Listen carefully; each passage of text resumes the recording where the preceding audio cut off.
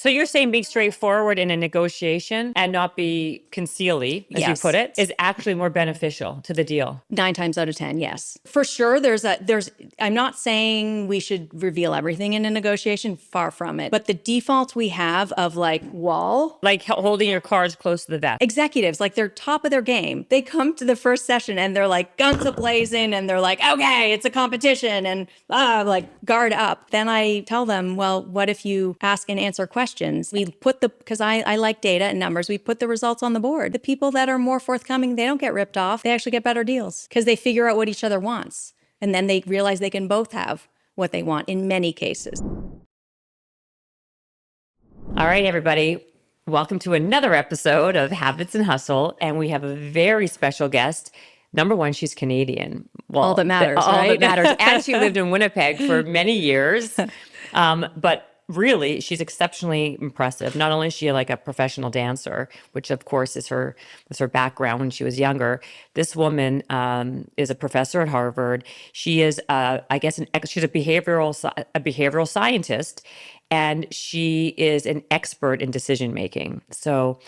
And also, she has a new book out, and her new book is called "The Underrated Power of Oversharing." Actually, "Revealing" is the title, and then "The Underrated Power of Oversharing."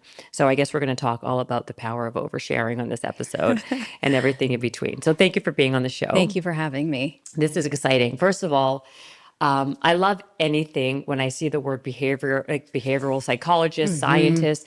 I'm like fascinated by how the human psyche works, the brain works.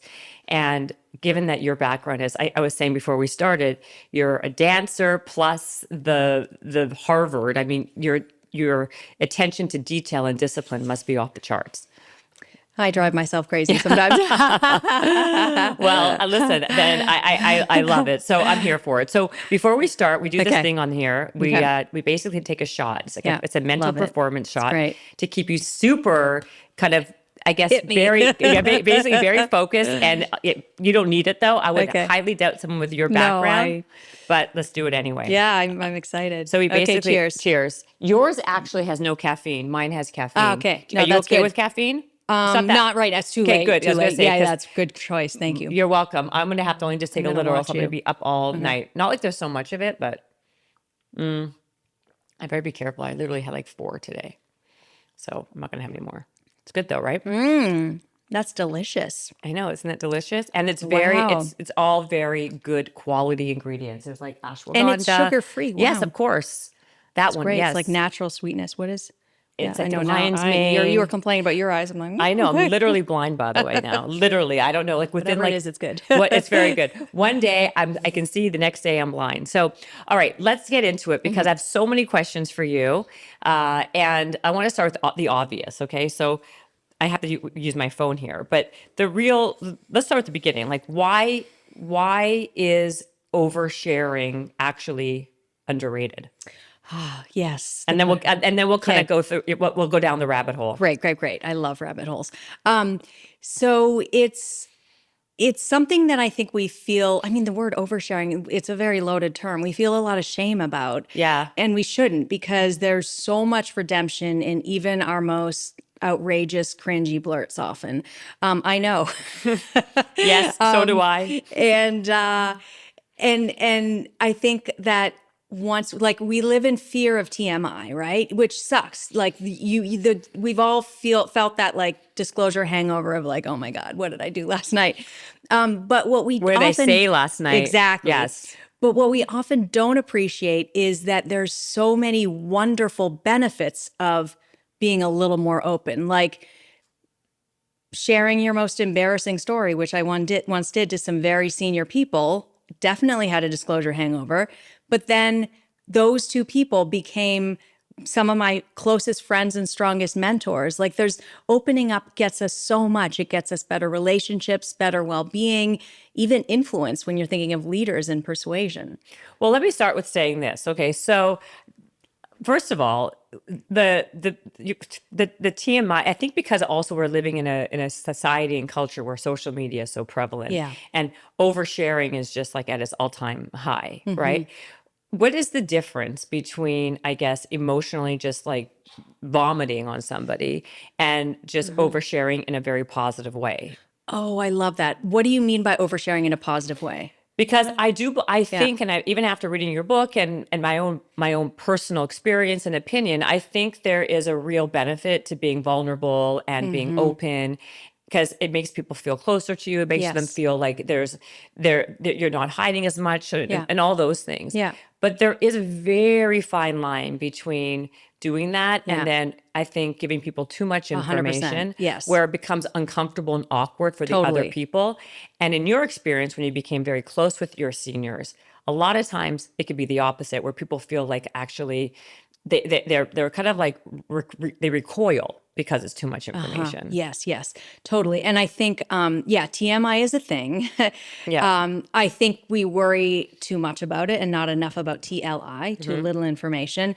But there's a lot of like rules or norms of disclosure. So this vomiting of emotions is too much too soon. It's, it's like when you're forging a new friendship with someone and the person never asks you a question. They never pass the torch to you. And so the sequencing, especially when we don't know someone well in early relationships, it's really important that we reveal, but together, slowly, gradually deepening. If someone does it out of turn and vomits everything, then it's TMI and it's off-putting, and it can signal a lot of things about the person, that they might not be available, so to speak, to be a friend or a colleague or a So what are partner some even. parameters that people can like learn and work Yes. through, or strategies? Yes. Because, if you're not self-aware enough to know Right. where that boundary is, you can get yourself into trouble. Completely. So I loved the term you use, the like positive oversharing. And that is so something that I think we chronically undershare. And it's a very easy thing for people who are like, I don't know how to share more. What does this mean? I'm suspicious, which is fair. Praise. So think of all the positive thoughts you had. Like, look at this gorgeous window in the beautiful backyard and the lush foliage, right? Like, you think of all these lovely thoughts during the day, and we often keep them to ourselves. But what if you are bonding with someone, you're starting to like them, if you just say, hey, I like you. I did that once when I was at dinner with close friends and then a couple of acquaintances, and the one woman, I said to her, I'm like, yeah, I like you. Yeah. And she was a little caught off guard because it's a little odd, but it's pretty safe. Praising someone is not vomiting all of your No. innermost thoughts and feelings. It's a positive thing. And so you will find, and I've been experimenting. This book is like an experiment in life where I've been trying new things. And one of the things I've been trying is like just saying the positive thing out loud. Like someone, I love their haircut. Walking down the street, I love your haircut. So that's different. So when I think of oversharing, right? Yeah. And when I first saw the title of your book, Yeah. what I initially thought Yeah. was like oversharing private details about Yes. one's life. Yes. I never thought about, being outwardly complimentary. Right. So before you came here, I was actually doing another podcast with someone else, and Yes. I was talking about the idea that when I naturally, I'm like that. I'm very blunt and I blurt things out. But like if I notice something positive Yeah. about somebody, Yeah. no matter what, I don't care if they're a guy, a girl, Yeah. whatever, Yeah. like I will just tell them what it Yeah. is. It could be like, I like your shoes, I like your Right. haircut, Right. you have a good laugh. I Yeah. think that disarms people. Completely. Yeah. And so like, and it's not being, it's being genuine. It's not That's contrived. core. That's core. Yeah. Right. That's core. It's not Yeah. being contrived. Yeah. And that can connect people, because like you're disarming someone and you're allowing them the ability to kind of then feel like, oh, wow, like in their head, like, oh, they like me. I can Yeah. be myself, Yeah. or it gives a positive feeling. Right. That's different than Yeah. oversharing. Yeah, no, it totally. So when we think of oversharing, you hit the nail on the head. We think of, sharing your deepest, darkest insecurities, vulnerabilities, Right. feelings. Fears. Right. Yeah. Taboo things, like all kinds of things. And so even then, when you think of oversharing in that classic form, I think we're too scared of it. Yeah. Because it can do so many things. And as I was, you had asked me as we were coming to the studio about like how I got here, this idea. And it actually, I did a 180 where the first part of my career, I studied, I call myself a recovering privacy expert because what I studied was so narrow the way academics do. I can make fun of academics as one.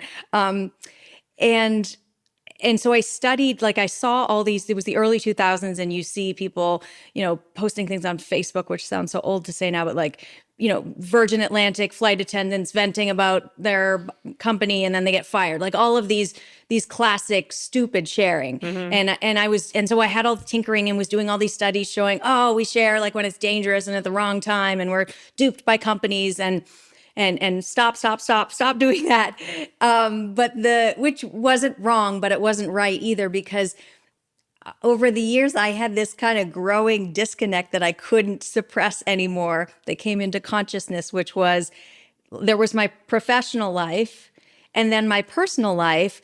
I'm super blirtatious. I have spoiled 3 surprise parties. Like it's very hard.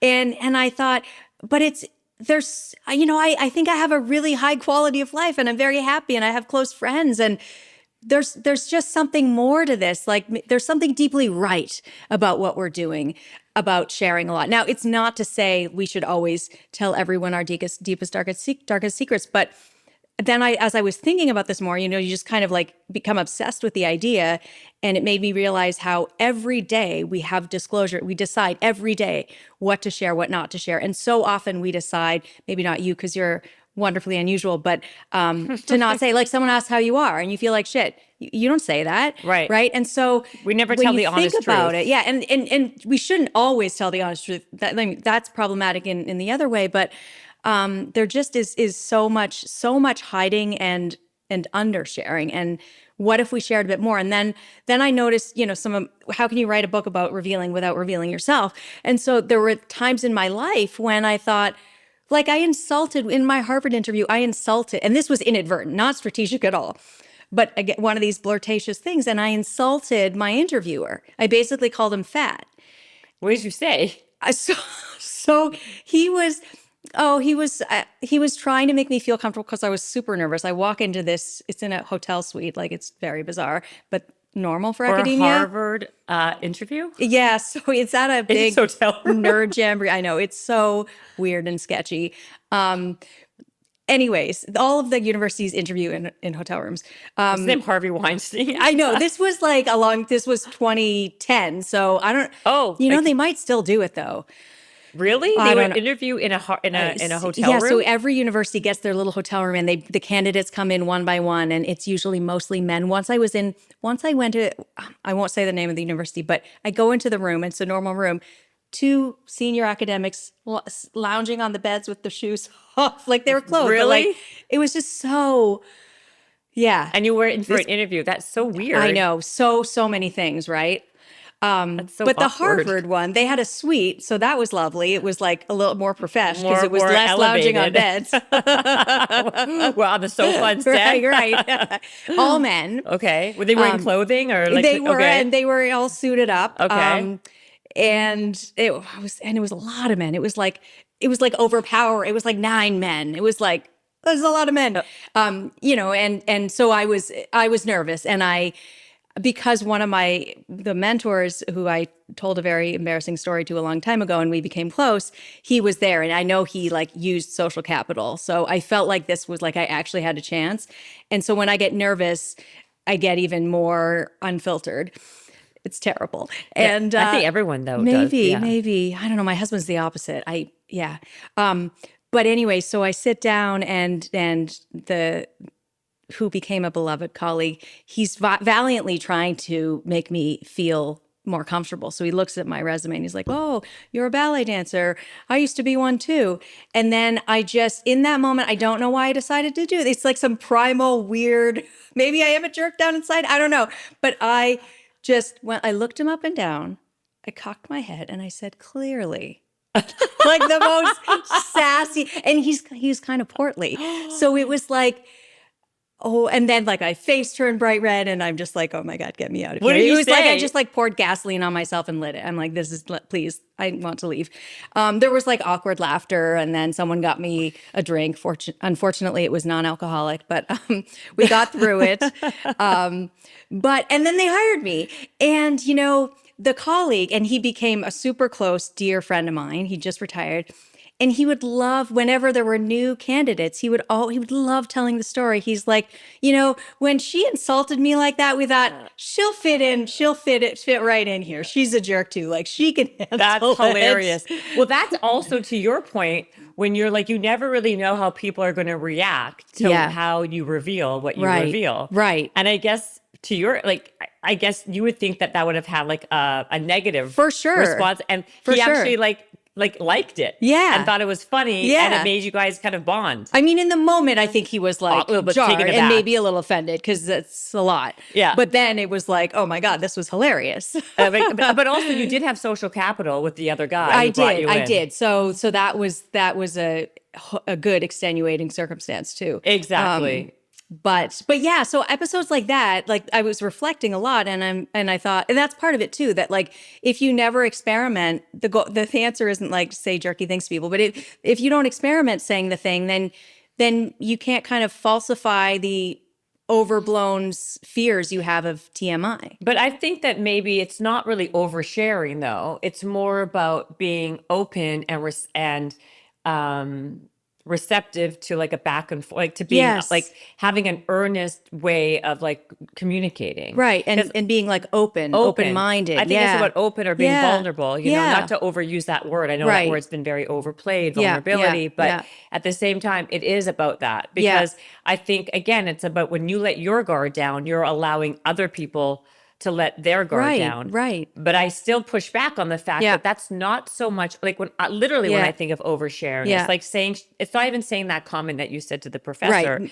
It's more about like saying like something like kind of like really like just has zero to do with what the circumstances Yeah. is and like talking about something and you're like, you know, like, oh yeah, when that guy dumped me because after we Yeah. had sex and this is whatever it Yeah. was, you know what I mean? That's not good sharing. Yeah, like, that's there's what I'm saying. that's definitely TMI is alive and well. Exactly. Yeah. But there is, and you talk about this, you talk about revealers and concealers. Yeah. And I would imagine people who are revealers are people who people gravitate to versus concealing. Because again, when you feel like when you feel like people are like hiding something or Yeah. they're not forthright, it doesn't bring you close to them. Yes.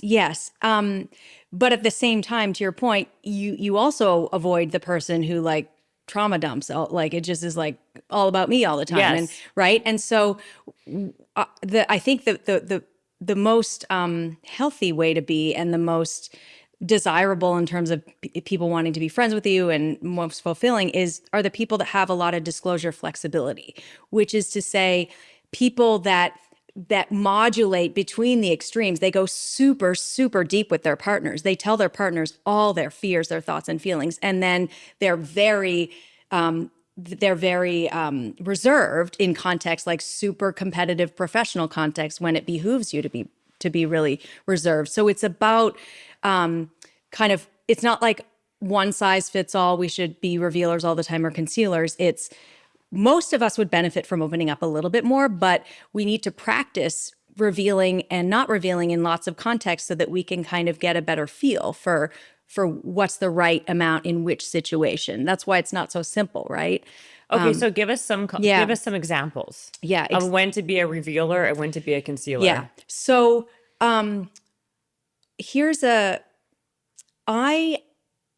as I was writing the book, it's interesting because your point about like what is oversharing, and I have always thought of myself as an oversharer. And then as I was writing the book, I thought, I love sharing. It's fun. I don't know, maybe this is my messed up psychology, but it's fun sharing self-deprecating jokes about myself and like funny stories. I enjoy that.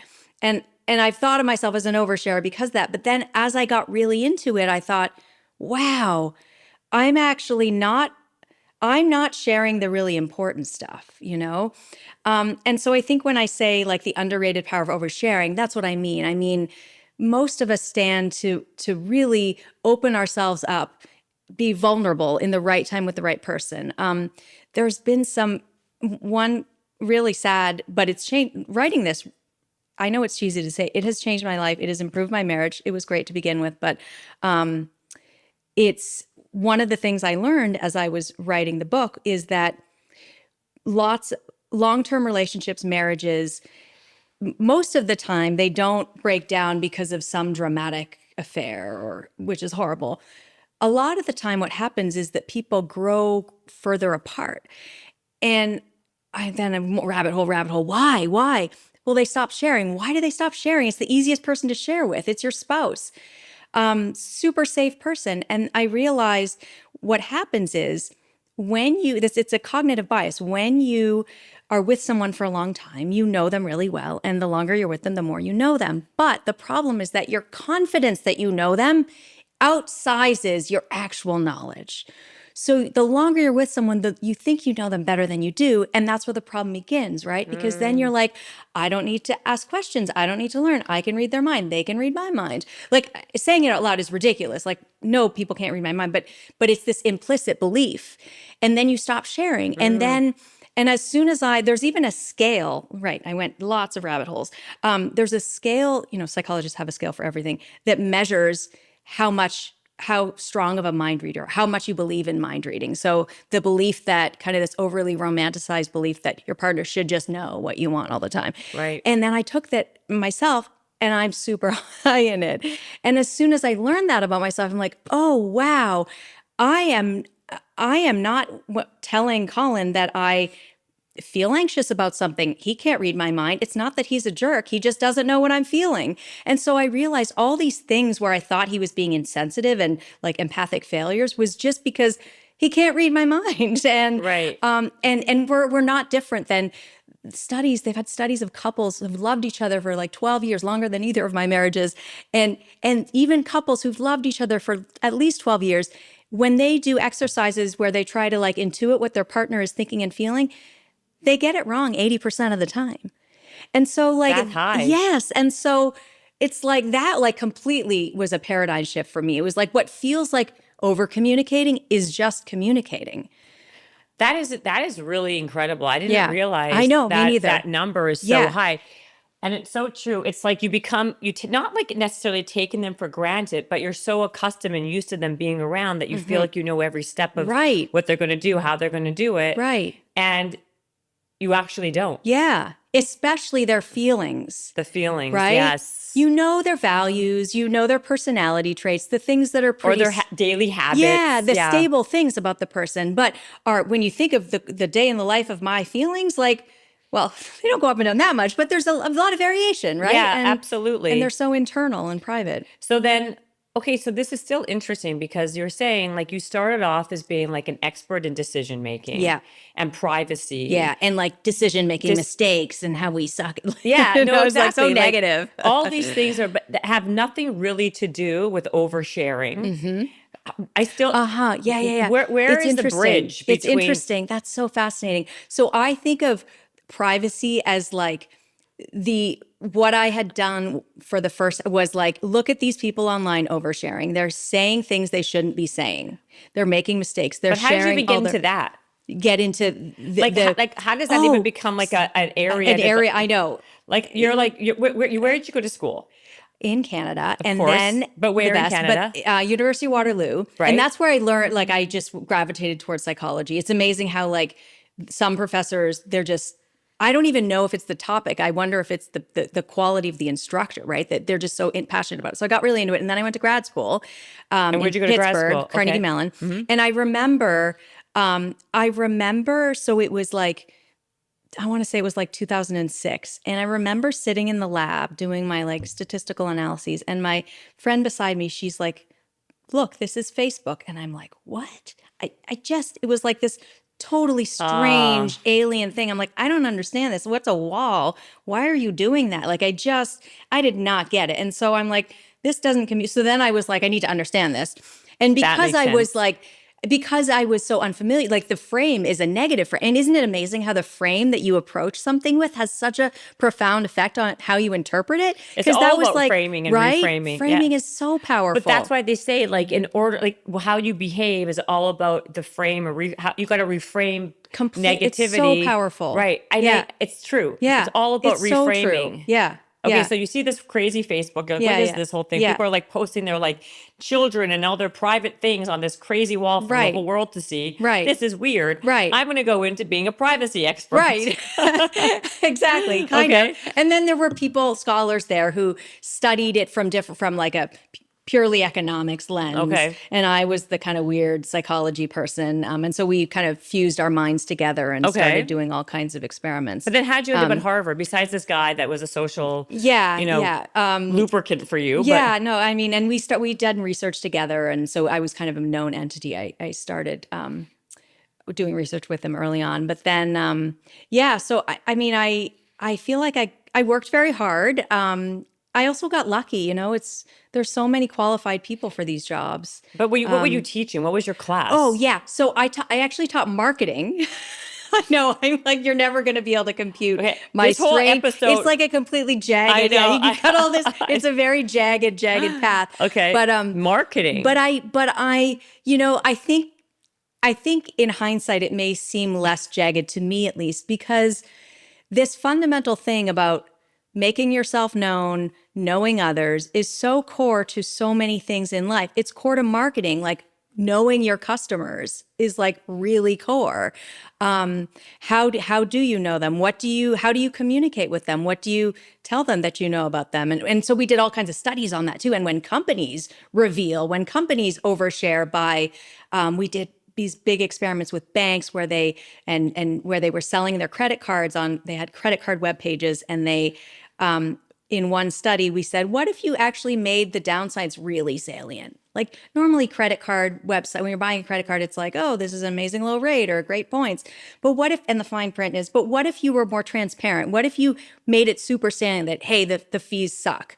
And so we convinced my colleague Ryan Buell and I convinced this company, a large Australian company, to do an experiment. And it turned out when they were forthcoming, when they overshared, I would think that would be like a company oversharing. So that's like information on like, you're basically saying like, don't buy this. Yeah, exactly. And when they did that, the customers trust them more, and they actually are more likely to stay on. It's a really powerful customer retention tool. So this is all to say that I know it's a very jagged path, but there is this thread of like, and then you like, I teach negotiation, and what's negotiation? The people that are the best negotiators are the people that can understand what they value and what their counterparts value. And that requires strategic sharing, managing what to share, what not to share. And teaching that, or I've been teaching that for like 10 years now, the single most common mistake in negotiation is that people don't share enough because they're scared of it, because they're like, I think this person's going to rip me off. And that's true sometimes, but so often it's not true. And it's, if you start by being concealy, very technical term. Very. Concealment begets concealment, and then it becomes a self-fulfilling prophecy. If you start by saying, look, this is what I want in this deal, and these are my values, these are the things I care about, these are the things I care about less. Now you're off to the races, because then they can say, oh, you don't care about that? I care a lot, and I care less about the thing you want, and we can trade, right? So you're saying be straightforward in a negotiation and not be concealy, as you put it, is actually more beneficial to the deal. 9 times out of 10, yes. I'm not saying we should reveal everything in a negotiation, far from it. But the default we have of like wall, that's what I see again and like again. Holding your cards close to the vest. Right. Executives, like they're top of their game, and they come to the first session and they're like guns a-blazing, and they're like, okay, it's a competition, and like guard up. And then I tell them, well, what if you ask and answer questions? And then we put because I like data and numbers, we put the results on the board. The people that are more forthcoming, they don't get ripped off. They actually get better deals because they figure out what each other wants. And then they realize they can both have what they want in many cases. Not all cases, for sure. Not all cases, but. Well, it was interesting also. What I noticed also, besides the negotiation, is like, I was going to say this earlier about, and I don't know why this came up when I was like researching you, but like, how companies who market though to only women actually repel women. Oh yeah. Oh, Where's right. that And that's from? so that's a paper we did. It's called well, I don't know if they let it, the publisher let us use the name we wanted to use. It was like beer for chicks or something. And this Oh. idea of like there was a pen, Pilot had a purple pen, like especially for women's hands or something. And people rejected it, right? So it was like it's because it took this idea of like knowing your customers, knowing what they care about, and it massively oversimplified it, and it made people feel like they were reduced to a single category of membership, right? And like so many research ideas, this came from my childhood where like I had an axe to grind. Research is therapy for me. Right. It's for everybody like Where that. Yeah. If you can't do, you teach. Is yeah, that like yeah, that? no, Yeah, I yeah. know it's so true. Well, I had a babysitter when I was like, I don't know, 7 or something, and she would always say, "Your favorite color's pink. You're a girl. Your favorite color's pink." And no, it's not pink. And I actually really like pink, but I so stubbornly hated that I always blue is my favorite color, right? And Right. so this like idea, this reactance of like when you feel reduced to a single category of membership, it's very off-putting. And again, it speaks to this point about like how being known for who you really are is so calming and so trust building and so bonding, and in couples you see this as well, where there have been studies of people who, so there's one scenario where suppose I have low self-esteem and my spouse, he says, "Oh, you're a goddess. You never have low self-esteem. Like you're super confident all the time." So that's like an idealized version of me. So that's one version. Or in the other version, he says, "Oh, Les, I know you have low self-esteem." And it turns out that it's the people who feel like their partners know them, warts and all. I would rather my partner know my sucky qualities and admit to them than some fantasy. Like it's being known for who you are that really, really is such a powerful basis for relationships and trust and influence and all good things. No, I think, well, I think that's 100% true. Like, when you say to someone, like, "Oh, I'm like really down," or like, or I'm down, or I'm like not feeling great. And they're like, "What do you mean? You're such a superstar. You can handle anything." It's like, I hate that. I hate that Yeah, too. yeah. It's such Yeah. a, like, it's like, you feel so, I hate this word, unseen, and Yeah, like, you like don't such a know brush me. off. You Like, don't yeah, know me. you Yeah, don't know me yeah, at all. yeah. Like, what do you mean? What do you, like, you're so tough. You're so Yeah, strong. Like, yeah. you can get through anything. Right. It's such, like, Right. it's just like such a, I don't know what you call it. It just brushes over It's like a everything. dismissal and a denial. Yeah. Like, Yeah, God yeah. forbid you have real emotions or Right. feelings. Right. Right. Right. So I know what you're saying. Like, that It's the always, it's worst. the worst. Yeah. I'd rather the person say, "Yeah, I know that you struggle with this. It's Right. okay, but you're going to get through it." Yeah, Yeah. yeah. You are kind of a hot mess, but that's okay. I know what love you mean? still. Yeah. Or whatever It's so it much is. more meaningful when someone loves you then, right? Well, yeah, because you feel like, like you said, like you feel like someone actually is getting under the hood and understands and knows you. Yeah, yeah, Right? Like, yeah. okay, so Yeah, let me yeah, get back to my yeah. other questions Yes, here with yes. you. Okay, so like we talked a little bit about obviously why oversharing can be powerful and like where the lines are. I still really, we actually really haven't really kind of delved as deep as I'd like into this, where the lines cross. Yep. We know that when Yep. you compliment people Yeah. in a genuine way, Yeah. it's very, very, it brings people, it's disarming, it brings people into like a nicer space and all the other things. What about leaders? Ah, good. I'm glad you went there. Yeah. Yes. So that is a area where this may qualify. This Okay. may, but we'll see. So when leaders are vulnerable, I also don't like the word vulnerable because I'm like, what does that mean? My skin's vulnerable. When they share a work-related weakness that they are working on or a difficult feeling related to work. So something that it's vulnerable in the sense that it has risk to it, sharing your feelings, sharing your weaknesses. We have found in study after study that when leaders, high status people share some of their weaknesses, so for example, if they said to a group of new recruits, gave their introduction, and they also added in their self-description, I'll admit that sometimes I get nervous public speaking. And so that's something that you would not expect a leader to share.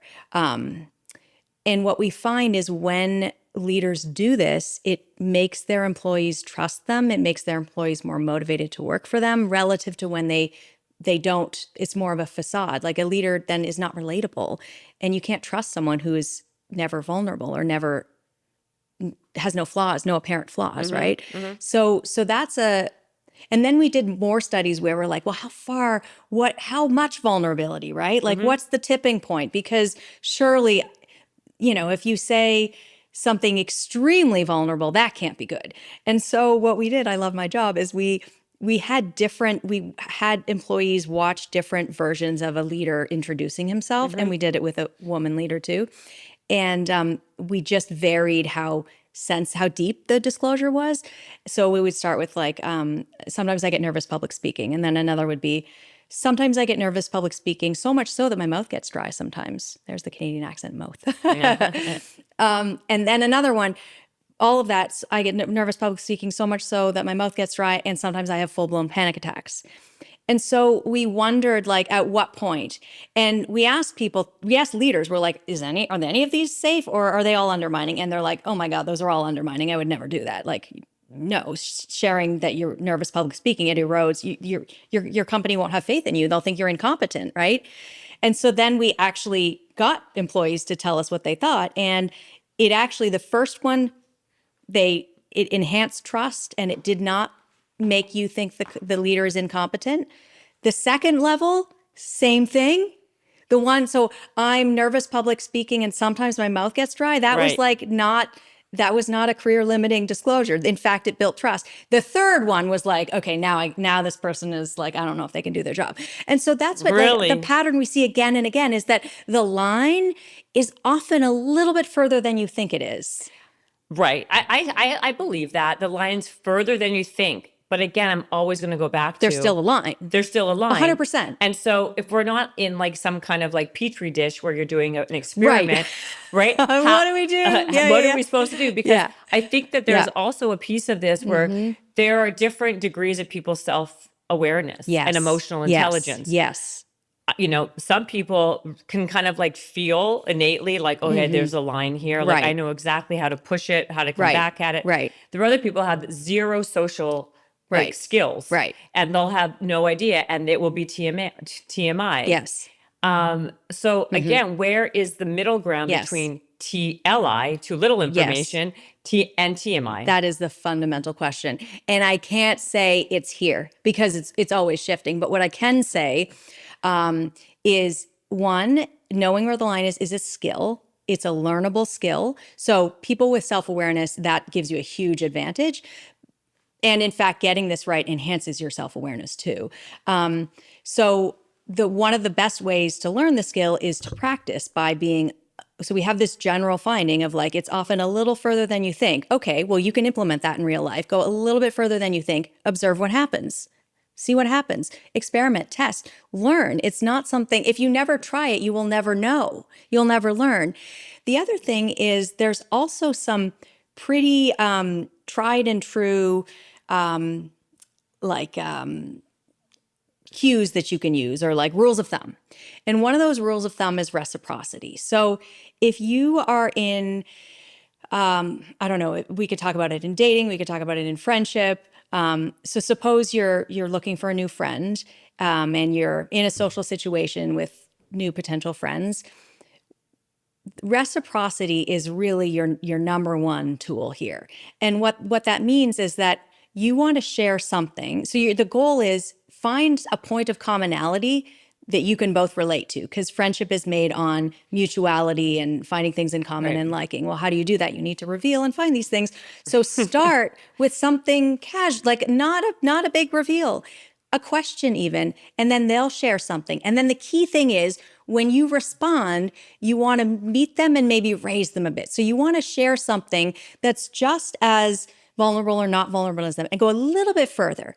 And then what they'll do is that it's such a natural instinct to reciprocate. They'll do the same thing, and then you're off to the races. So the sequencing really matters. So the way you can implement it, if you're saying like, I'm an alien from outer space, how do I do this? Right. Is you look, are they reciprocating? Or am I talking the whole time? Am I not letting them reciprocate? Maybe I should ask them a question to get them, right? To get that back and forth. So is authenticity a good thing or a bad thing? Ooh, that's a good question. I bet you have a view. I would love your view, but do you want me to go first? Sure. You go first and then I'll tell you my view. The question is authenticity ever a bad thing? No, is authenticity a good thing or a bad thing in your opinion? I think it is generally a good thing. I think that, to me, one of the core things is, not to be pedantic, but how you define authenticity. So to me, authenticity does not mean saying everything that is on my mind at all times. That is not authenticity. To me, authenticity means being genuine, saying the sincere things that I mean that are appropriate for the context at hand. And there, I mean, what's not to like about that? I think that's amazing. It's hard to do. Yeah, I would say, in my opinion, what I think authenticity is good 80% of the time. Because the other times, if like, I think when you're speaking to someone and you're telling the truth, that can be sometimes not so great. If you feel like being authentic, like, I don't feel like getting out of bed today, so I'm not going to do these things that I have to do. But I'm being authentic. Oh, that's that's good, not, right? Or like, no, you know, like, I gotta, you like, can't just not be a grown up. you can't be a grown up. Yeah. But like, there's all this chitter chatter about being authentic and authenticity. And I'm one of those people who really believe in, you know, being authentic and genuine and real. Genuine and real, Which sometimes gets very crowded with the word authenticity, because if authenticity is you just being an asshole, then maybe you shouldn't, maybe being authentic isn't so great. Right? Completely. So I think everything comes down to emotional intelligence and having the self-awareness or the self-intelligence and social intelligence. And situational awareness. Completely. Awareness. But with why I say this is, what I've learned is common sense isn't so common. I know. Right? Most people don't have it. And it sucks. Right? And I sit here. Use your noodle, people. Use your noodle. But you know what? I sit here all day with some of the most smartest. I know. We academics are the worst for common sense, aren't we? We are like, we get it all contorted. Unbelievable. I've had these conversations and you're like, use your noodle. But even so, or just like not picking up on like basics. Yeah, completely. Right? Where like these people, like I said, who are like the smartest, most successful. And I'm like, you are a moron. Yeah. Like, are you not picking up on like the social situation, the circumstance? Like, you can be very, very smart in one area. IQ. Or in one area of your life. Yeah. But be a complete moron in everything else. Completely. I agree. And I believe, like, you know what? In my opinion, I think it's actually better to be smart in like be street smart than being school smart. I totally agree. And I did not always think that. So, well, you're an academic. I know. And it's like blasphemous for me to say that. Right. But, you know, IQ is great and all, but I take what you're calling realness, street smarts. I think of it as EQ writ large, you know, like being able to read the room, self-awareness, emotional intelligence, all of those things I think are way more important than IQ. Way more important for achievement in life. We often think it's IQ, but I don't think so. These things are way more important for achievement, but also like for well-being and relationships and joy, you know. Well, you said it there, joy. I think that's one thing. Like, well, if you're trying to be a professor or a surgeon, you need to have really great grades. I mean, you know, have them off the charts, right? If you want, but like, how about for like being happy in life and being successful personally, or having like deep relationships or all these other things? Exactly. Super important to be more emotionally aware and emotionally intelligent. It's interesting how times have changed, because I'm thinking to my parents, and they both, especially my mom, like super smart woman, skipped 2 or 3 grades. And nowadays, so we have a 5-year-old and we just held him back, which to my mom, if you're listening, to my mother's chagrin, she's like, not so subtle. He's so smart. I'm like, I know he's smart, but EQ, like his ability to deal with difficult emotions, understand himself, like that's so much more important.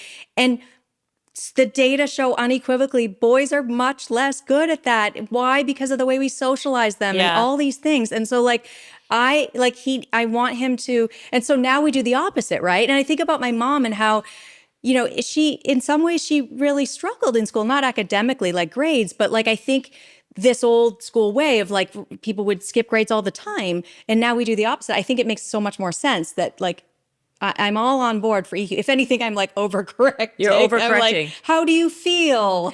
Really? Let's talk about that feeling, and they're just like, I just want to play, Bob. So Right. And there's too much of that, I think, too. But you said something earlier that I thought was really interesting, because you're a Harvard professor. And when I was asking you about like how your evolution of how you got here, you kind of took it to the wrong direction that I was thinking. Yeah. And but when you said that, you revealed something that I was super interested in, and that is you said that it was like this and luck. So you mentioned that luck was a part of it. Yeah. And I want to talk about that because someone who has the pedigree, I guess, that you have. Yeah. And here we are talking about street smarts versus academic. Yeah. And emotional intelligence versus IQ. Yeah. Here you are, like people listening, if they want to get into Harvard or teach at Harvard, you said it was luck. So why? What played on your team to besides you? Because you also said you had social equity over there too. Yes. I mean, it's a combination of things, right? Like, I do think for sure luck. There are so many people that could be in my job that there is a certain point where and I see it now being on this side of it where we interview people and, someone's having one really influential prof is having a really grouchy day and is like asking grouchy questions that are making the person stumble. And then all the junior people, nobody wants to hire them because of this, right? Because someone had a bad day, right? So fluky things like that. So that's a real thing. But now that I'm a senior person, I'm like, how do I assert myself and stop that from happening, right? Well, right. But that's a whole other topic. But I think so that's what I mean. There is a certain element of luck, but I also think when I think more deeply about what you're pointing out, I think that you can create your own luck too. And I've been lucky, like the gene luck, right? Like I'm lucky. My parents are healthy. My parents, right? That's lucky. I don't know. I couldn't control my genes. So that's luck for sure.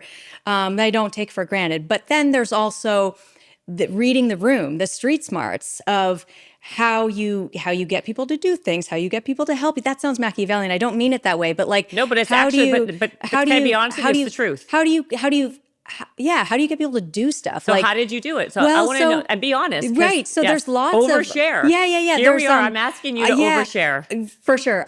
So if we go back to grad school, my PhD advisor was like just he's alive, so was. I'm like if he's in the past. He's fat, did you say? No, he was as if he's dead. He's not dead. Hi, George. But he is a brilliant and super creative person. He is extreme. I would say this to his face. He's extremely difficult to work with. Like so many students that are epically genius, like way higher IQ than me, have failed with him. And so I knew this, and I did, like, small things can make a big difference. For example, I stuck my neck out or insisted or assertively asked to have the office that was right beside his office. Like there was 2 possible offices I could have been in. And so when I needed to take on him, I'm not going to like email him. I go into it. Hey, George, I have a question for you, like quick question, right? And so you kind of learn how this person works and it's reading the room. It's like, okay, he doesn't like being interrupted at this time, but this time is a great time. Like he hated being interrupted if he was walking on the way to something, but like if he was settling in the morning after he biked in, like now I just sound creepy that I know all this about him. But no, I but think you're it's like learning these things. Yeah, learning, being observant and helping people to help you in a way at the right times and understanding that you're not their like he has a family, he's got much more important research, and it's not about you. But if you want something to happen, you kind of have to make it happen. I love that. Yeah. So then what happened? So then you got to know George because you were at your desk beside you. Right. Got to know him. Beside you. Yeah. And you kind of learned his quirks and personality. Right. Love it. Right. Okay. Then what? Right. And then, I mean, I worked super hard. I worked my hiney off. Right. That's I'm taking core. that like that's an Right. obvious. Right, Okay? right. That kind of goes. That's a given. But what are the what is the cheat sheet, the Coles notes? Or the Cliff like what notes? makes you who works super hard different than the other person who works super hard? Yeah. Right. Savviness, I think, is really, and I never thought of myself as savvy, but some of I have these very dear girlfriends, Pittsburgh sisters, grad school friends. We live all over the place now. And they said, Les, you're the savvy one. You're the strategic. And I'm like, I'm not strategic, so negative and schemy. And they're like, no, you're not schemy. You're just like, you have street smarts. I don't know where I got it from, but now I'm trying to digest some other ways of, what's interesting? like another one would be, which is not comfortable. It's not comfortable at all. You have to do really uncomfortable things and force yourself to do them. So one of the things was when I was practicing basically my pitch on the job market, my pitch of what my research is about, I went to the meanest, grumpiest, most skeptical faculty members that I was most intimidated by. And I was like, please grill me on this. And I probably even cried during a couple of them, but it was like, that's what you need. You need someone to you need you need the practice to be harder than the performance, right? But you also trained yourself for this with ballet. Right. That's why I find it very interesting. Like I believe that how you do one thing is how you do everything. 100%. And you were primed in a different way to do this. So I did this talk that it's not out yet. Maybe by the time this podcast is out, it will be out. And it was about how when you have some type of physical activity that you take seriously, fitness of some form, a sport, it propels you in success in every other way of your life because it teaches you these fundamental life skills that you can't get anywhere else. Yeah. And so it teaches you this enormous amount of confidence, discipline, self-efficacy. Self-efficacy is in the top 2 completely, right? That to kind of I can do hard things and I'm going to work my ass off and I don't care about I know I can do it. That gave me goosebumps. Right? The belief in yourself. Yeah. And so right away when I saw your bio, I knew when I saw trained ballet, ballerina, I'm like, okay, no wonder she's going to be a Harvard professor. Was it because of not because of your pedigree in school? I didn't even know where you went to school. Yeah. But I knew right off the bat that what you learned in that foundation was going to be propelling you in everything else. Yeah. And like you said, it you knew that you had it, you were going to figure it out and make it happen for yourself by doing whatever needed to be done. Yeah, that's interesting. And I guess now reflecting on it, failure wasn't an option. I wasn't it wasn't some people drop out. It wasn't on top of, I'm going to do it. Right. It's going to happen. And also if you failed, you had enough self-efficacy and confidence that you would pick yourself up again. I mean, there was a million failures along the way, failure fest for sure. Failure fest. But where else did you apply besides Harvard? So I applied super broadly. I applied to 80 schools. And you got it, but why? I know, it's randomness. The academia is so weird on how people make decisions. But it's like the Wizard of Oz, though, right? I know. It's nobody sees the wizard. No, because people think, it's going to be the hardest thing in the world to do. And probably whatever happened in your path, you're probably actually, this Joe Blow or the guy who made the decision wasn't that, you know what I mean? Wasn't what people expect. Right. I just find this very interesting because you're also a Canadian girl, went to Waterloo. There's a lot of things that you're saying that I can resonate with. Yeah, for sure. Do you find, so for you, what's it like? I mean, Canadian girl in LA, and because you are super nice, agreeable, full-fledged Canadian, do you find it makes you vulnerable to being taken advantage of? Yeah. I'm hardly agreeable though. But you're not agreeable. Well, I mean, I would say you're comfortable with being contrarian, which is great. I'm comfortable about being contrarian, but it's because I have a lot. It's a self-efficacy, and I have a lot of confidence in who I am and what I'm saying because of experience, not because I'm being pompous or arrogant in any way, but it's experience and repetition has given me the confidence. You also have a way of saying straight shooting. It's actually you show that you respect the person by straight shooting, And right? being Because you're honest. like, I know you can take it, that I don't buy this or whatever, right? Right. Like, Yeah. I also think, like, kind of with your oversharing Yeah. message, you know, I think it's really important if you really want to like connect with somebody again, to like, that's where I think authenticity is really important. When you're having a conversation and you're trying to connect to somebody in a real way, you got to be honest Yeah. with like, Yeah. like where you stand. Yeah. And you can do it in a kind or a more polite way. Right, You don't have to right. be an asshole Exactly. about doing Being it. authentic is not, I have zero tolerance for jerks, like Yeah. zero tolerance. Like if I was being and if I was being an asshole, maybe you would tell me I was. But like, I don't think just because I disagree with somebody that makes me Not at all. a bad person Not at all. or rude. No. I think it's rude if I just sit here and nod yes, yes, yes, and then this whole experience Yeah. would be fake and phony. Right. Totally. I don't want that. Right? Nobody wants that. But there are people who do want it. Right. And they're well, not, because it's hard But then too. you know what? Then they're not my people, and I'm okay with that. Yeah. Yeah. Yeah. Yeah. So For sure. I think the thing is I'm okay with not being liked by Yes. everybody. That is like, I think a key life hack is once you're comfortable that realizing, I mean, I only realized that probably like 3 years ago, that like, not everyone's going to like me, and I don't care, and that's fine. And that's right? fine. It's a problem if everyone likes me. I think exactly. I was going to say, if everyone likes me, I'm doing something wrong. Yeah, it's just like in a negotiation where if you always get what you want, then you're not asking for enough. You gotta fail sometime. It's like if you're doing push-ups and you never fail, like you're not gonna get stronger. Like, Well, right. If you always do the same 20 push-ups day in, day out, guess what happens? You're not getting any stronger. You're not really like changing it. You're not growing. You're just doing the same thing because it's what you're comfortable doing.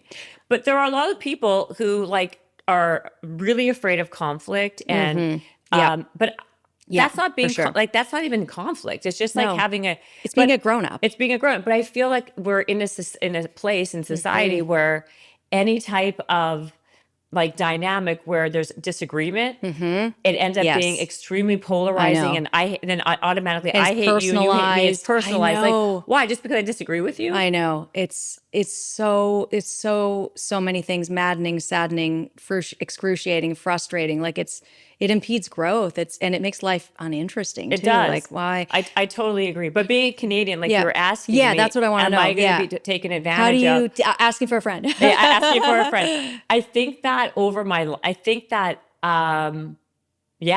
to be honest with you, I think that I lead with how I can like help someone and I give a lot of things. Yeah. Like I give a lot of things for free, or I give people this, or I give them contacts, or I give them help. Yeah. And it's probably not reciprocate. Like I would say it gets reciprocated maybe 10% of the time. Yeah. But like, I'm not going to change my core value system and who I am because of other people. You're and how not doing they it act. to reciprocate. I'm not even doing. I'm just doing it because that's who I am. Yeah. But so how do you then manage? I don't love the word boundary, but like, how do you manage, like, you also have to protect your nest and your family and your life, and you're like, you can't just give everything. 100%. Yeah. But I have problems with boundaries. Yeah. In the sense that, if I like you, I'll like, and like, I do take people too often. I guess I could be slightly naive at the beginning if I like somebody. Yeah.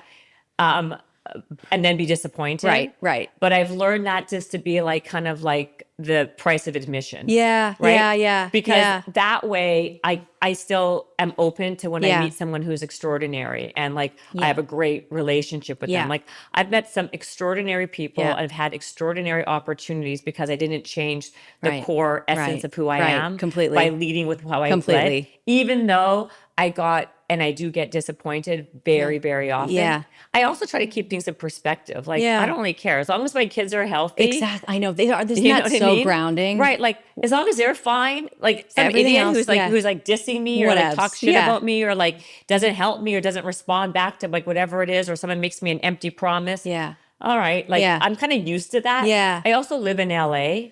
Yeah. And I'm playing in a world that's a lot of bullshit and nonsense and pop and circumstance. So I'm used to a lot of this nonsense. And I've been doing it for so long in different iterations. Now it's a podcast. Before it was, a lot of different things in like I still as an entrepreneurship, I work a lot with like founders, and I work a lot with brands, and I work a lot with like entertainment things and books. And Very cool. but like at the same time, it's like people are people, and you're gonna like find all sorts. LA or this at this level, Yeah. you're gonna find all sorts. Yeah. But I will say this: I think that water does find its level, Yeah. and you do eventually Yeah. gravitate to people Yeah. that you're similar to. Yeah, I'm with you. And so I do have, with amongst all that stuff, I have, like I said, I have a lot of great people around me who are really good and Yeah. quality.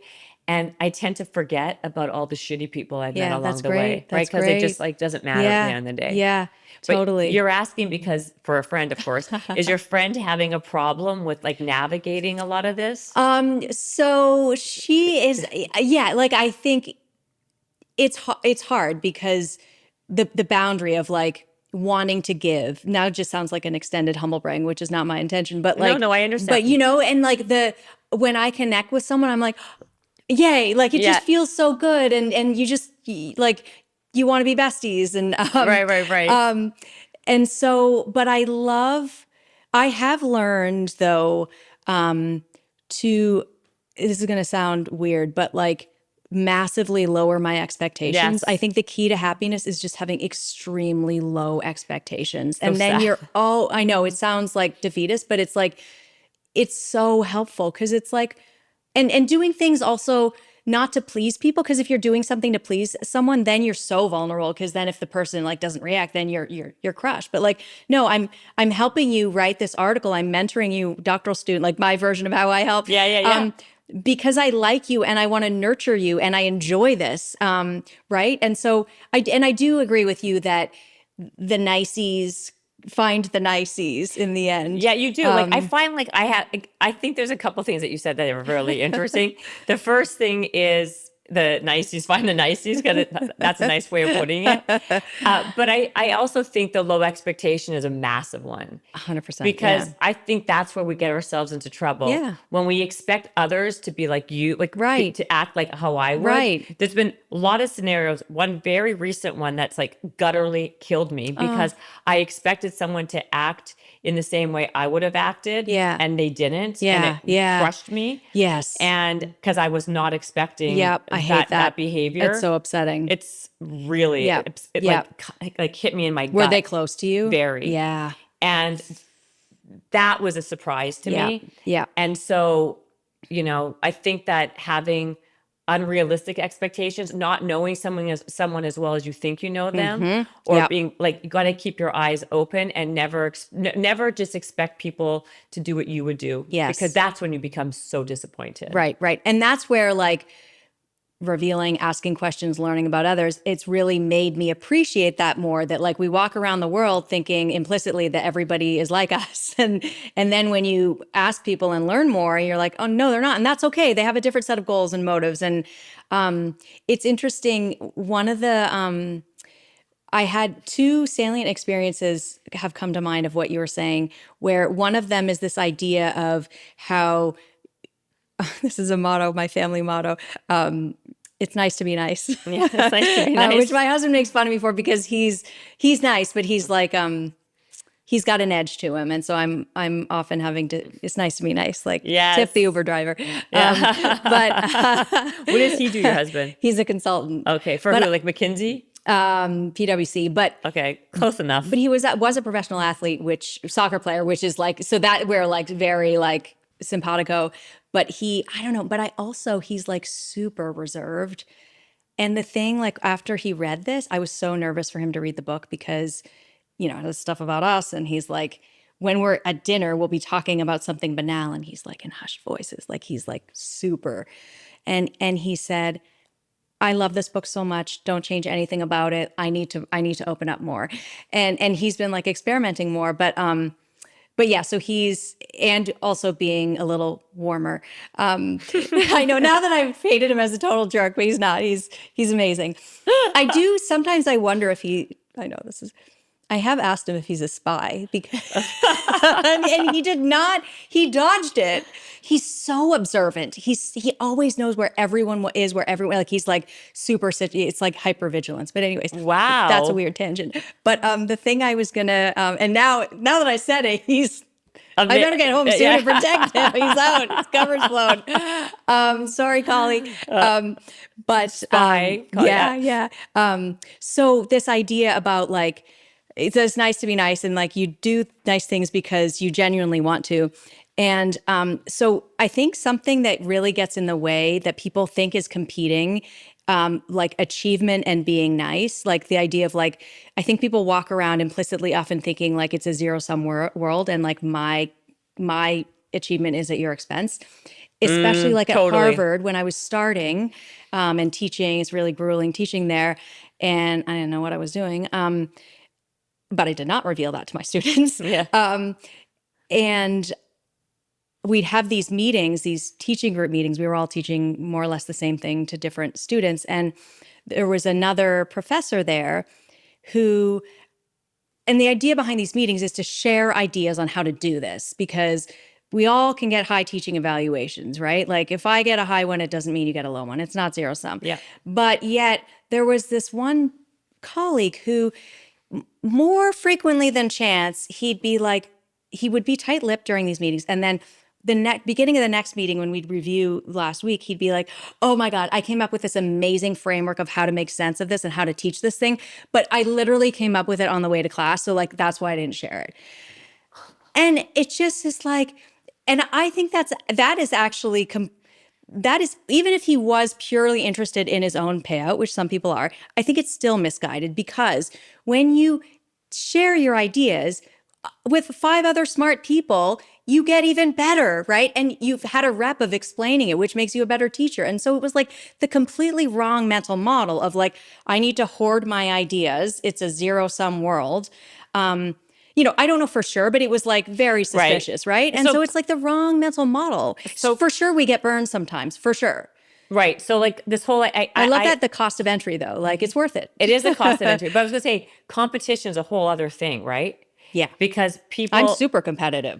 So I'm super competitive too, and as they like to say, God. Yes, and. Yes, and I'm not competitive with women because they're women. I'm competitive against myself. I don't compete. I don't. Right. Oh, for sure. Oh my gosh, that put a light on. Like when I'm at the gym, I'm doing burpees, like not because I want to do more than you, because I want to get the effing burpees. Exactly. Like I want to do a minute of burpees. I don't care what you're doing. How successful you are or how much of a failure you are doesn't change my life whatsoever. Yeah. I've always felt that way. Yeah. So like if I'm if I'm sitting with the most beautiful girl in the world, I'm not like, oh my God, I'm so this and I feel this way. Like I don't. I'm like, great. I'm like, wow, look how beautiful you are. Look how great you like your body's amazing. Like it's more of a. I think it's much more of an aspiring or inspiring or. I don't care. Look how smart you are. Like I'm not that way. Yeah. Why I'm bringing this up? Yeah. In the competitive state is, unfortunately, a lot of women are very competitive with other women, with women, and I think there's this whole lie about like women empowerment, like women helping women, and all these things.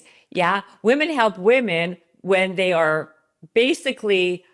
Not as great as them, or not as smart as them, or not as successful as them, not as threatening to them. So that's my theory on this is under fundamental insecurity of like, if you are not fully comfortable in your shoes, in your skin, then you will be threatened by someone. There's always someone who is more beautiful, more smart, there's always more successful, more everything. Like there's enough to go. I think the mentality is like, there's enough success or there's enough whatever to go around for everyone. You don't have to hoard it by just like thinking that like that to me is a very, very myopic, terrible way to lose. Yes. Actually, you lose that way.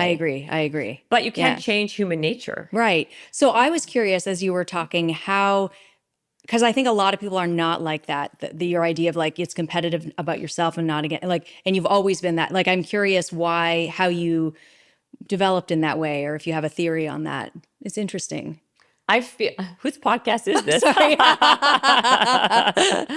I think it's like I think that like I never really thought of myself as anything more than average, right? Mm-hmm. And so everything that I've achieved or got or became is because I feel like I worked really hard at it, right? Like I didn't think of myself as being especially, exceptionally smart, exceptionally beautiful, so whatever it is. So like what I did was I took what I had and optimized it the best I knew how by working really freaking hard and executing and learning all these different strategies and habits and routines and whatever it is, just to kind of enhance whatever I have. And so it came from the same thing I said earlier, which was self-efficacy, like seeing myself transform myself, not because, someone else did it for me. It's because I did it for myself and I didn't do any crazy thing. It wasn't like I went and got plastic surgery. It wasn't like, anything I have is because it's like hard work, like I'm fit because I actually work out like a fiend, right?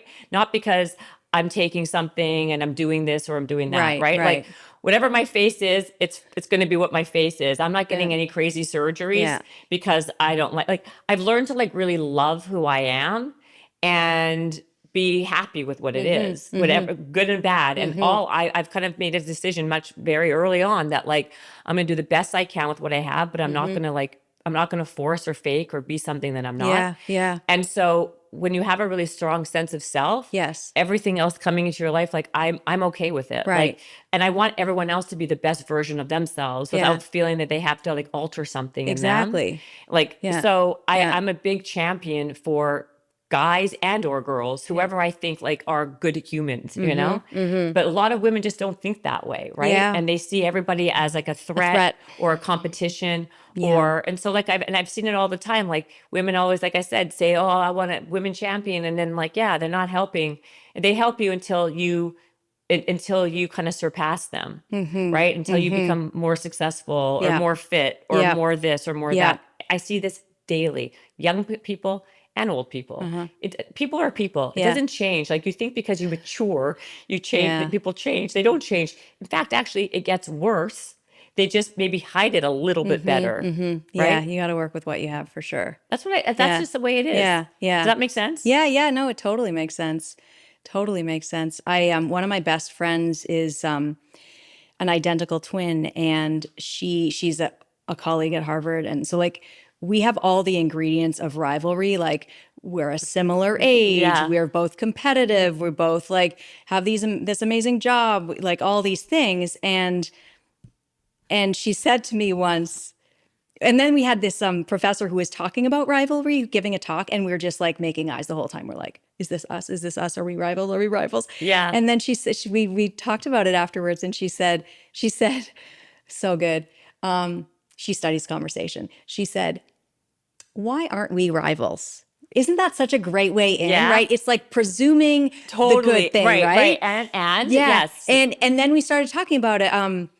And because we have all the elements of it. And I said to her, I think you led this because you have this experience of it's so interesting talking about the experience of being an identical twin. She's like, I am a communal, like I was born as a communal person caring about this other human. And so she just doesn't see things like she views giving as like it's core to wanting to help. And she's also extremely confident, extremely self-assured, right? Her mother is amazing. Her mother was a school like a guidance counselor back in the day, worker? Back in the day, women, they didn't get amazing PhDs in psychology, right? So she had the like most EQ thing, and you talked to her mom. She's amazing. So she had like she had like great upbringing and stuff, and she's super super confident. She's so confident in her skin, and she's happy. She realizes that often success begets success. Like helping someone feels good. Now I just sound cheesy, but it's true. Like, and you got to live it. No. Success begets success. I totally understand what you're saying. And I agree with everything about that stuff. And like, I think that I think wanting other people to win helps you win. Yeah. I really do believe that. I believe it too. Because I just don't like, even if it doesn't happen, like, I think that like life is long. It may not happen just right off the bat with that one person, but like everything is a ripple. It's a long game, and there's a ripple effect, right? So maybe it won't happen with this one, but like I know you don't really probably know me very well, but I did a whole thing I did my first TED Talk. I've done 3, but Yeah. my first one was on being bold and asking for what Oh you want yeah, in I've life. watched that. Oh, you have? Yes. Oh, okay. Yeah. And this whole thing is like this whole like make 10 attempts at whatever you want most in life. And the thing is, what it teaches you is not just to, to get comfortable with failing, but you making those attempts, either you're going to get that thing you want or another opportunity will present itself. Yes. Yes. So like stuff leads to stuff. Stuff leads to Yeah, stuff, right? yeah. But you just kind of doing it. Yeah. Right? Yeah. Kind of like throwing a lot of shit at the wall. Eventually something is going to stick. Completely, And yeah. there's nothing wrong with thinking that way. Yeah, Right? Like yeah. no opportunity is going to happen with you sitting on your couch watching Right, Netflix. right. Right?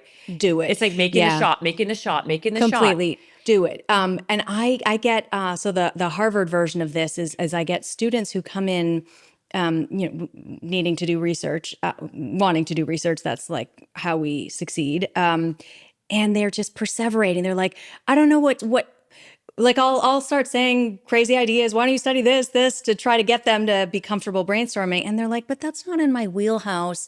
That's not like my core. And I'm like, Who cares? what?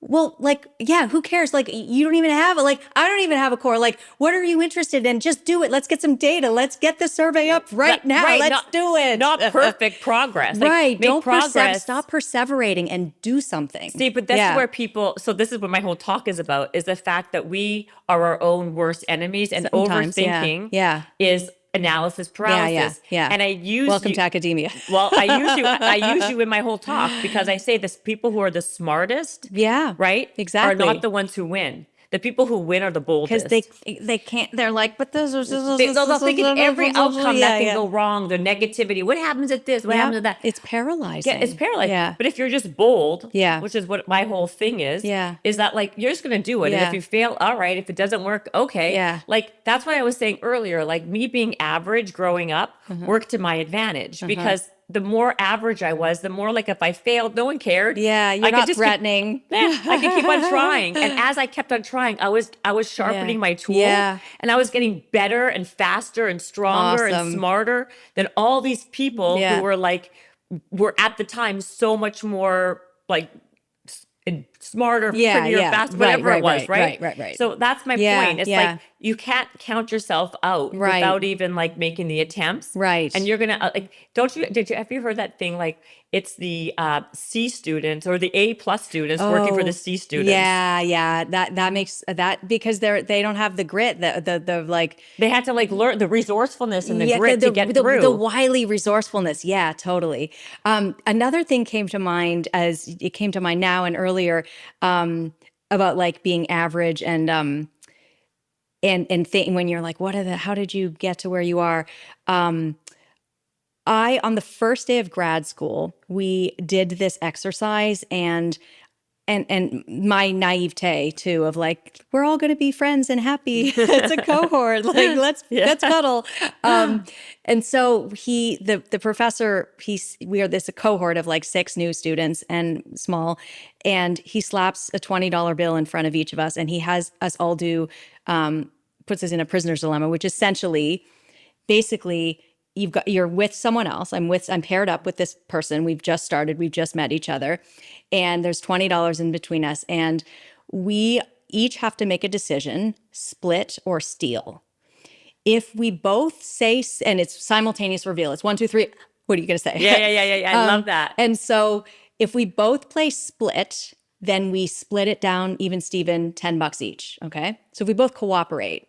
But the problem is there's a temptation to be selfish and defect, where by that I mean, if you play steal and the other person, you somehow manage to convince them to play split. So if I play steal and you play split, you're generous, trusting, and I'm not.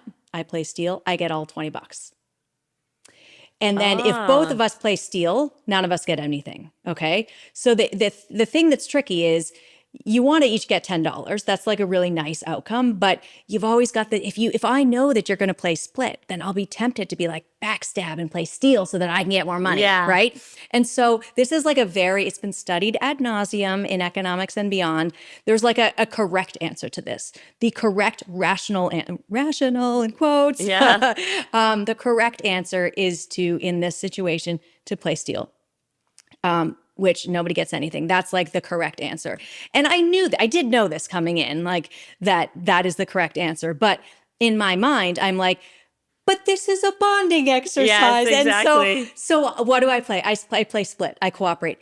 Everyone else plays split. I play steal. I look like such a loser. My classmate Anne was the only one to walk away with money because everyone else played steal and I played split, and I looked like a fool. Like I looked like a complete idiot on the first day of grad school.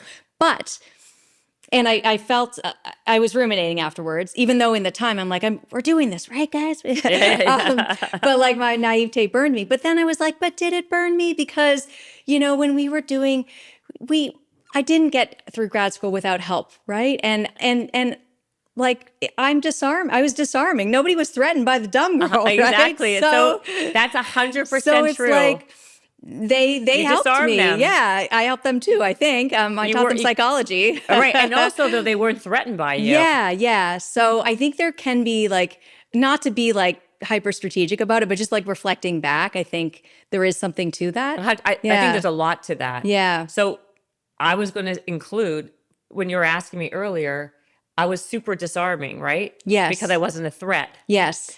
And that worked to my advantage. Yes. Right? Yes. And I think that, like, I'm a big believer in using every tool you have in your toolbox to kind of go after what you want. Yeah. I just do. Completely.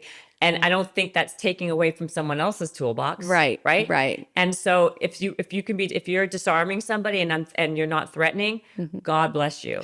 Right. I also don't think it's a bad thing to be an opportunist. No, not at all. I think as long as you're like sincere and not like. But what's wrong with it? Well, like, why can't you seek, and why can't you? Why can't you take advantage of an opportunity and seize the day or seize the opportunity? Yeah. You'd be a fool not to. Right. If it's like, oh, you're such an opportunist. Okay, you should be too. Yeah.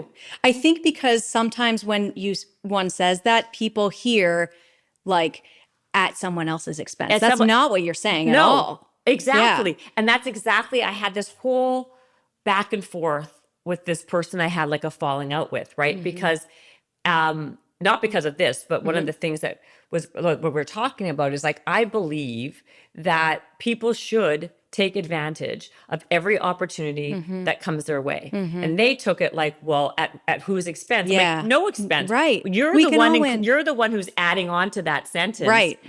At someone else's expense, which makes me think that's your personality trait. Yeah. Me, I'm just saying, life is like, it's basically a 0-0 game. Yeah. Right? Not like a zero-sum game. Right. I'm not competing It's against you and vice versa. yeah. Like, I don't really care. But whatever opportunity is coming my way, I'm going to try to seize it. Yeah. And you should too. And that's what my point was earlier. Like, you've got to be resourceful. You've got to be gritty. You've got to make everything work for your advantage. Right. Not at the expense of anybody else. And a core of that is like understanding you and like what your secret capabilities are, like what unlocking your potential and trying. By doing things, you learn like, ooh, I'm really, really savvy and really good at this, and I'm not so great at that. Right. So do more of the good thing and mitigate the bad thing. And maybe not do so much of that thing. Yeah. I mean, by the way, I don't even know what we're talking. We're like, I know. Yeah, sorry. We're so off. How long has this been?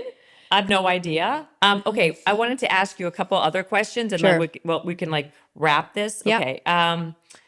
Although I guess we talked about leaders. We talked about actually confidence flexors. Did we talk about that? Let's talk about confidence flexors. Really fast. Yeah.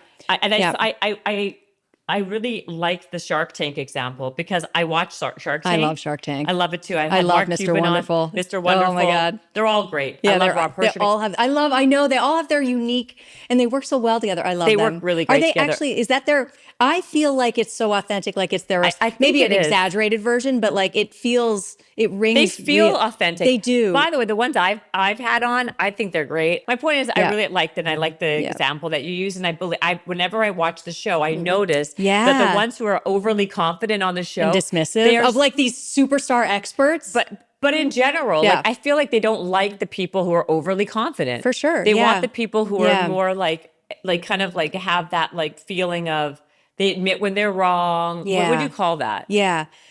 Real humility. That's humility humility. Is the word. And that takes confidence. That's like, you have to be confident to admit that you don't know. 100%. Like not, I think overly confident is Yeah. really unattractive. Yeah, I agree completely. And yet it is amazing in the classroom when people use, maybe not for, I don't know, for judging character, but what I see, maybe, I don't know why, maybe they're younger MBA students, but people confuse confidence with competence and knowledge. Yeah, there's lots of studies on right? that. Like, so it's in the classroom all the time. There will be someone who says like something like word salad, but eloquent and super confident, but like zero substance. And people are like enthralled. And then someone who's much less confident and puts up their hand and not in a loud voice, and they're like crazy smart. And I'm like, yes. So then I try to in less overt ways, because if you're overt about it, then it's not good. But I try to echo the person who like repeats. So what Suzanne is saying is, it sounds like, right, and kind of ignore it's frustrating to me that people confuse the two so much. Well, right? competence and confidence are the people who are confident, I feel, are usually They often go together. go together. That's They're usually why, the most yes. competent. They often go together. But a lot of times, the most confident, I've seen in my own history that you could be a really good orator and fake confidence completely. and be a complete ninny in real life. Yes, 100%. And I think that happens I know. a lot also. Yeah. And so I think this goes under this whole umbrella of like likability, right? Yeah. I think that the people who are the most likable may not necessarily be the most competent. Yes. But they have these other qualities that draw you in. Right. And I was going to say, there's a whole study that's on how, VCs give money to the most likable, not to necessarily the best business and plan. that's not wrong, right? Well, it's not wrong. But listen, if I'm giving can be someone wrong. $20 million, They need to be competent. I would like them to be competent. They need to be competent. Yeah. But I mean, surely it's wrong sometimes, but I would say you would probably agree it's also wrong to, like, likability does matter. And when in terms of the person's ability to lead, being likable does matter. It matters more than anything else. Yeah. It's the most underrated superpower I think that there is. Preach, girl. Yeah. Right? I do believe that to be true. Yeah. We're like aggressively Canadian right now. Yeah, exactly. We're super, super Canadian. But the confidence flexing, sorry, I went on a tangent there.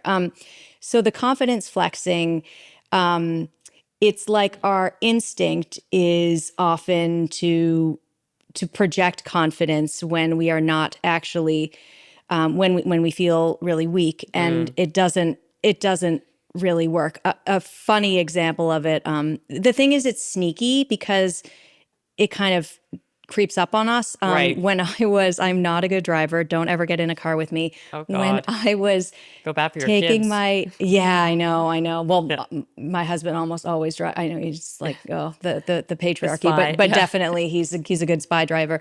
So when I was taking my driver's test, this is so absurd, but it illustrates the point. I took a left-hand turn, and I neglected to look for a pedestrian, and the adjudicator said, "Who had the right of way there?" And I knew that the